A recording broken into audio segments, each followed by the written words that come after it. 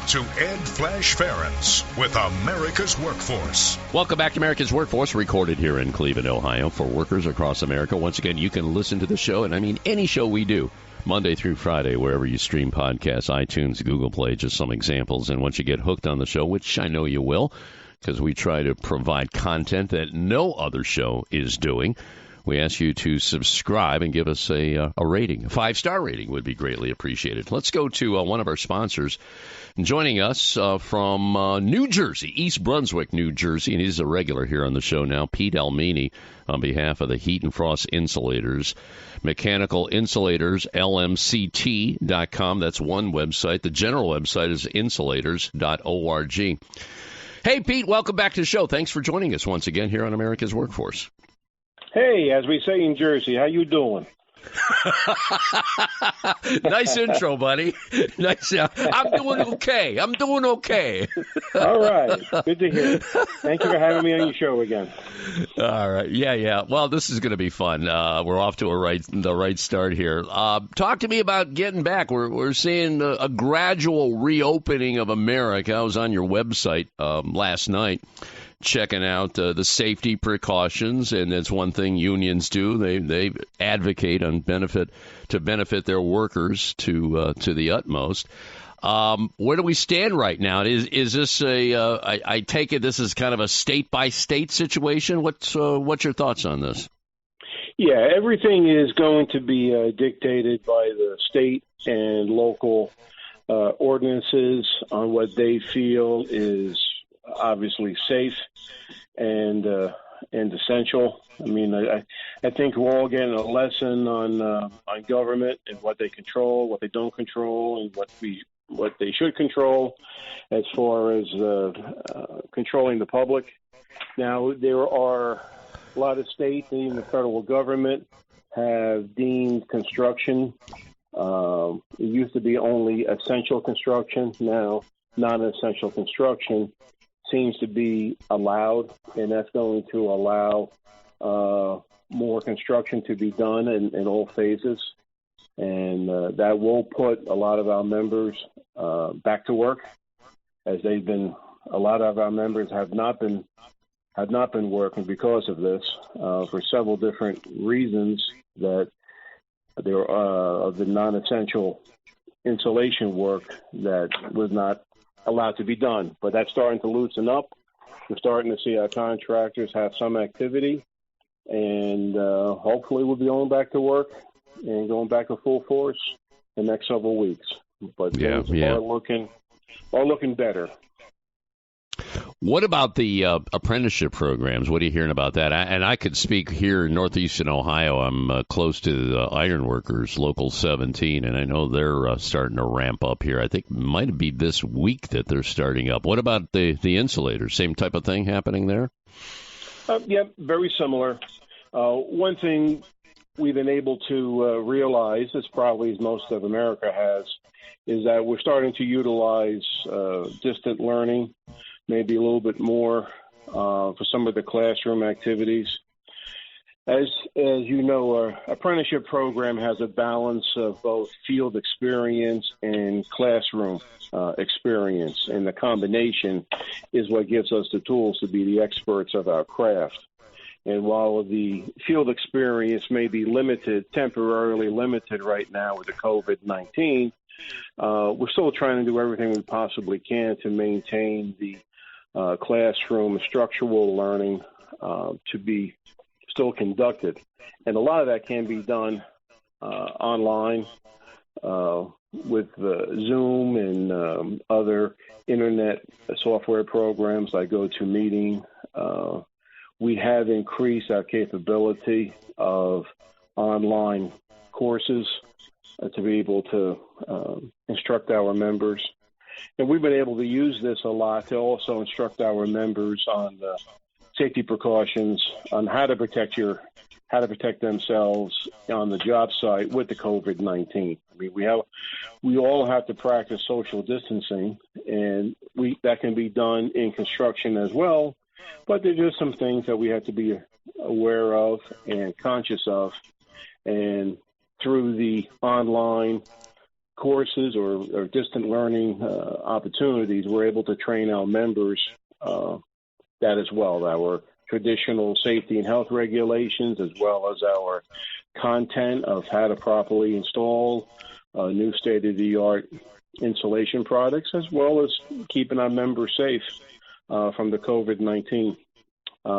As insulators, we have a special concern with our respiratory systems because some of the products that we use seem to have an element toward our respiratory system. So we're always constantly wearing respirators and protecting ourselves just for the nature of our work. And with the COVID-19, well, we just got to crank it up a little bit and be that much more aware of it. Good. What kind of mask do you guys use in the industry? I mean, we hear so much about these N95 masks. I mean, is that the kind you use, or something better than that? Well, we usually use something better. Part of our work is asbestos removal, and our members are thoroughly trained, obviously, to be able to remove asbestos. And when we remove asbestos, we use an actual respirator by the true definition. And the true definition of a respirator has a seal that is usually made out of rubber or neoprene that is sealed to one's face.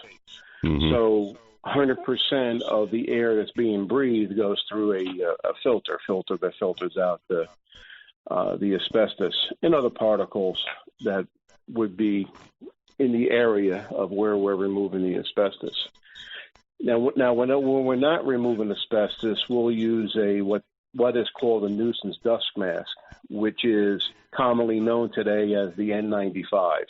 Mm-hmm. The N95 is something that we use constantly in the business to protect our respiratory systems from fiberglass dust and other type of dust that's associated with the insulation products that are used. Now, it's not as efficient as a true respirator is that has a tight seal onto the face, but the N95 provides enough protection to eliminate the nuisance dust. Now, recently, the N95 has become one of the sexier options on COVID-19 protection, and it's being used.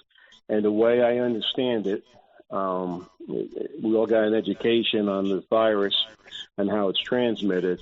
It's people are wearing this as well as a surgical mask or even a bandana for that matter to prevent the water vapor from leaving our mouth and our nose and preventing the spread of the coronavirus through water transmission. So it's not really required. It has to have a seal, if you will, on the filtering face piece. Mm-hmm. And yeah, interesting as we're going through phases in our society of coming out of this quarantine type of self distancing from people. You know, some people are reluctant to wear a mask when they're supposed to, and right. And the whole point of it is that you're wearing a mask to protect other people, not so much yourself, as that you don't want to spread your water vapor onto somebody else. So it's still important that we all wear these masks when you're supposed to, because it's going to stop the spread of the virus. Yeah, that's tough getting out there. A lot of people don't understand that, and there's some people that are just adamant about this. I'm not wearing any mask. I'm tough. I'm going to live forever. And you know the type. You know exactly. You know, speaking of masks, I was on the Labor Federation website, aflcio.org. This was just about 2 weeks ago. Pete had no concept, no idea there were so many different kind of masks available today. It's just, I mean, I was blown away. I was going down, there were dozens, if not, probably scores of different kind of masks for various occupations. I mean, from surgical to what you're talking about in your industry. It's amazing. And I think, that being said, what we're going through right now is an education process for everybody in America. Everybody in America. Yes. Is that your Yes, it is that your phone? Is that your phone ringing? That is my phone ring. I apologize for that, but my phone never stops. That's a cue for me to take a break. Okay, can you hang with us for another segment? All right. Absolutely. I'll let you answer that real quick. I know you're an important guy. Pete Ielmini on our live line. He's with the Heat and Frost Insulators, insulators.org. The other website is Mechanical Insulators, LMCT.com. Also, later in the show, John Murphy will be joining us. Multi-employer pensions. Boy, it's hard for me to say that sometimes. Multi-employer pensions. He's going to talk about that. There's new legislation in Congress. How good is it? We'll find out right here on America's Workforce. Back in a few minutes. This is America's Workforce.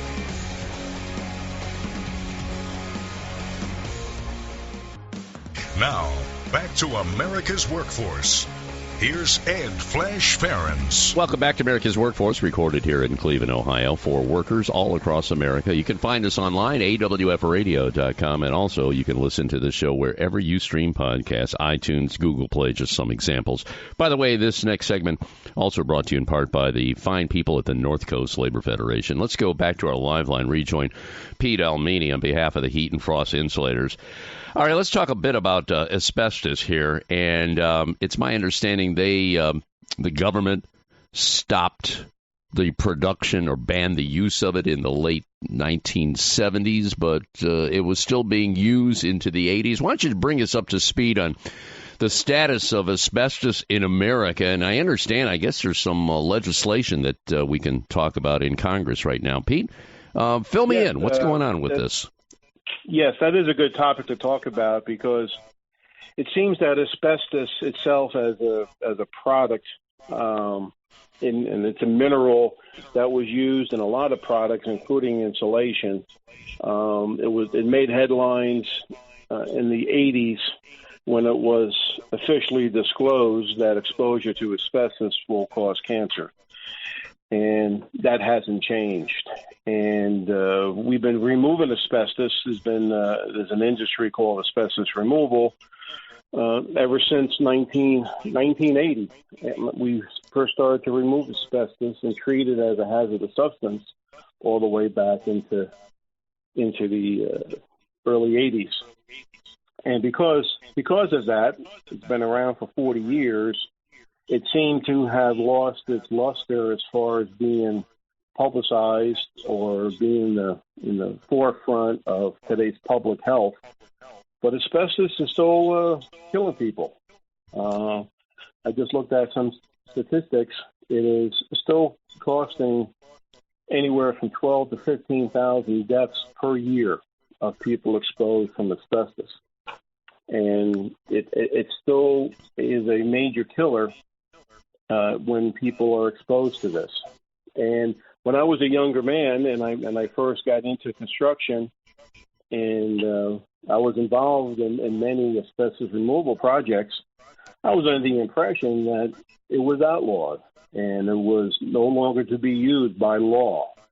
And I'm finding out, even recently, that's not necessarily true. It was banned because it was a dangerous product, but it was not outlawed. And there's legislation in Congress right now to actually make it into a law that's going to ban the use of asbestos, whether it be put into products that are used, into building materials, to absolutely stop the use of it and stop the sale of it. If we have any U.S. congressmen or congresswomen, we can use some help in pushing this bill through Congress. Right now, it is a bill in Congress, and it's looking to get passed. It's the asbestos ban bill, H.R. 1603, and that would put legislation on the federal level, and we're also working with state legislation to have each and every state to develop something similar, so that state would have the teeth to restrict the sale and use of asbestos in their states as well. Incidentally, we also have another bill in Congress. It's called the mesothelioma registry bill, Mesothelioma, is the disease that is only generated from exposure from asbestos. And on the average, anywhere from 2,500 to 3,000 people die from that each year as well. This bill is going to aid the research that is needed to be able to develop a history of people that are exposed to asbestos, to find out where they were exposed to it, how they were treating, what are the medical symptoms of it, to help the research to find a cure for these diseases that are related from asbestos. And again, if we have any congressman or congresswoman listening to us, that is Bill H.R. 1824. These are two bills that we need help with in Congress, and then hopefully it will get passed in there, go to the Senate. But we need to have some federal legislation to help protect not just our members of the insulated unions, but all of the members of the building trades and people that work with and around asbestos in the industrial setting. It's real important that we address the asbestos concerns. This is something that has not gone away. This is something that has not been made healthy just because it's not done in the headlines anymore of our media. And even before the virus has dominated the press, this was already been forgotten about. But I'm glad I had the opportunity to talk to you, Flash, about this and to remind people that asbestos is still it's something that we have to deal with in our society. We put asbestos products in our buildings for the last 100 years, and it's not going to go away in just a few decades. No, it's a lot safer than it used to be as far as being out in the public, but there's still a lot more that has to be done to be able to rid our society of asbestos. It's interesting what you said a few minutes ago. It was banned but not outlawed, and that's interesting. It's interesting that how you frame that: banned but not outlawed. And this legislation, and that number again was that 1603 in the House. Did I get that correct? Sir. Yes, sir. Okay, that pretty much would outlaw what we're talking about here. That piece of legislation. Yes. Did I get? Okay. Yes. Good. And it's, even myself as a public citizen, I would assume that asbestos is illegal to be manufactured and to be sold and to be used. And much to my surprise, a few years ago, to find out, well, no, not really, not really. But this would be the legislation that we would need to actually kill it. Pardon that term, but actually kill the use of asbestos.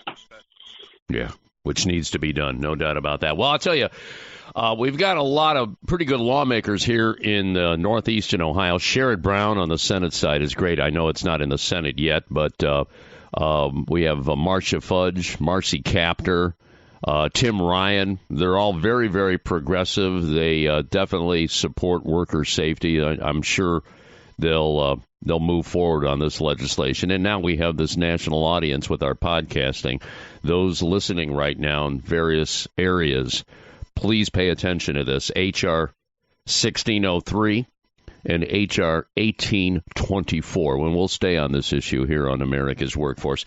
Pete, great job today. Thank you so much for your time and your dedication on this. Insulators.org. The other website is Mechanical Insulators, LMCT.com. And next time, I want to talk more about fire stopping. I'm still taken back by the video that's posted on the website there. So let's spend some time on that, okay? How's that sound? That sounds great. Okay. Sounds great. Well, you take care. You take care. Be safe. We'll talk to you in a month, all right? All right. Thank you, Flash, and you take care of yourself. All right. Pete Ielmini on behalf of the Heat and Frost Insulators, LMCT.